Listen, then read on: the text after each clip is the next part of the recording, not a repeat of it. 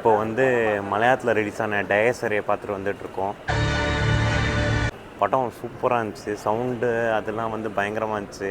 ஜம்ப்ஸ்கேர்லாம் நிறையாவே இருந்துச்சு. Out of 5 வந்து 3.5 கொடுக்கலாம்.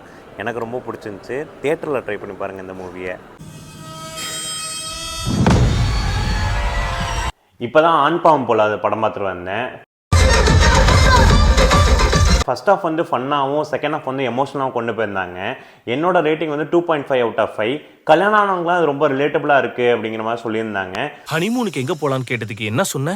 போர்பந்தர், அம்பேத்கர் பிறந்த இடம். போர்பந்தர் காந்தி பிறந்த இடம். ஸோ ஆரியன் படம் பார்த்தேன். எனக்கு பெருசாக பிடிக்கல. சஸ்பென்ஸ் இல்லை, க்ரைம் இல்லை, த்ரில்லர் இல்லை. எனக்கு வந்து பெருசாக படம் ஒர்க் அவுட் ஆகலை. ஸோ அவுட் ஆஃப் 5 2 தான் கொடுப்பேன்.